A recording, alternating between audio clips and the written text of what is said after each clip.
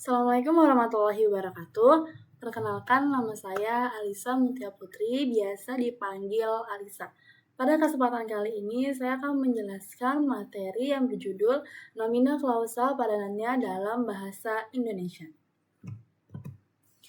Nah, latar belakangnya berangkat dari fakta bahwa baik dalam bahasa Indonesia maupun bahasa Arab, ada tipe kalimat yang tidak menggunakan kata kerja, tapi tetap bisa membentuk makna yang lengkap. Dalam bahasa Arab, kalimat ini tuh disebut dengan jumlah ismiyah, dan dalam bahasa Indonesia, kalimat ini disebut dengan nomina klausa. Nah, karena keduanya sama-sama membicarakan struktur kalimat tanpa menggunakan kata kerja, penting untuk kita memahami bagaimana hubungan dan perbandingannya, terutama untuk prodi terjemah ini.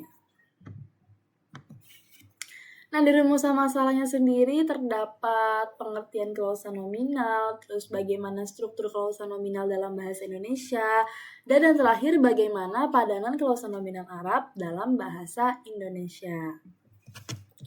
Nah, sekarang kita masuk ke pembahasan. Di pembahasan awal itu ada pengertian klausa nominal. Kayak apa sih klausa nominal itu? Jadi, klausa nominal adalah klausa yang predikatnya bukan kata kerja, tapi bisa berupa kata benda atau nomina, kata sifat atau adjektiva, dan kata bilangan atau numeralia. Meskipun tanpa kata kerja, klausa nominal tetap bisa membentuk makna yang lengkap. Contohnya di sini ada ayahku guru. Nah, si guru ini masuknya ke predikat. Predikat apa? Predikat nomina atau kata benda. Yang kedua ada rumah itu indah. Nah, indah ini masuknya ke predikat. Predikat apa? Adjektiva. Jadi klausa nominal berfungsi untuk menyatakan identitas, sifat, atau keadaan subjek tanpa menggunakan kata kerja seperti adalah. Nah, yang kedua ada struktur klausa nominal. Struktur dalam klausa nominal dalam bahasa Indonesia adalah subjek plus predikat. Contohnya, ayahku guru. Si ayahku ini adalah subjek dan guru adalah predikat. Predikat apa? Predikat nomina. Kenapa? Karena berupa kata benda. Ada lagi rumahku indah. Rumahku ini merupakan subjek.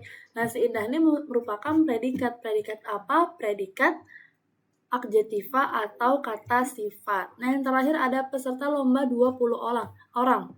Peserta lomba ini masuknya ke subjek dan 20 orang ini masuknya ke predikat. Predikat apa? Predikat numeralia atau bisa disebut dengan kata bilangan. Nah, sekarang padanan dalam bahasa Indonesia.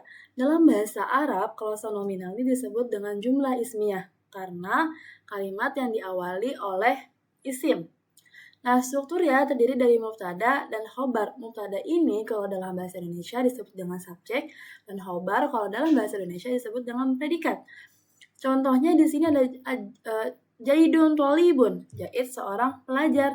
Predikatnya nomina. Kenapa? Karena pelajar ini merupakan kata benda. Ada lagi atoksu jamilun, cuacanya indah. Predikatnya adjektiva. Kenapa? Karena indah ini masuknya ke kata sifat. Yang terakhir ada alkitabu mufidun, buku itu bermanfaat. Predikatnya adjektiva. Kenapa? Karena bermanfaat ini juga masuknya ke kata sifat. Nah, sama seperti klausa nominal dalam bahasa Indonesia, kalimat-kalimat ini juga nggak pakai kata kerja, tapi tetap punya makna yang utuh. Bedanya dalam bahasa Arab, fungsi kata ditandai dengan harokat atau i'rab, sedangkan dalam bahasa Indonesia juga ditentukan oleh urutan kata.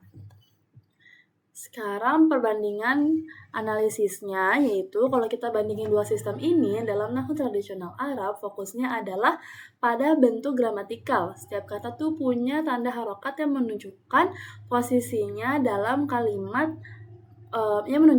dalam kalimat. Contohnya, tadi Jaidun tolibun, kata Jaidun ini adalah mubtada dan tolibunnya adalah khobar. Keduanya marfu atau sama-sama berharokat dhammah. Nah, sedangkan dalam linguistik modern fokusnya itu bukan pada harokat atau bentuk kata, tapi pada fungsi sintaksis atau kategori katanya. Contohnya di kalimat ayahku guru, kita tahu ayahku adalah subjek dan guru adalah predikat, tanpa harus melihat bentuk atau perubahan kata.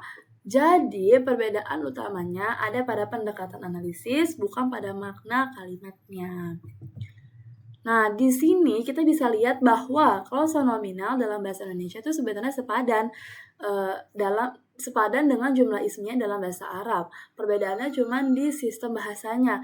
Bahasa Arab tuh lebih struktur dan morfologis, sedangkan bahasa Indonesia tuh lebih fungsional dan sederhana. Tapi keduanya juga mempunyai fungsi yang identik, yaitu menyatakan identitas, keadaan, atau sifat tanpa menggunakan kata kerja.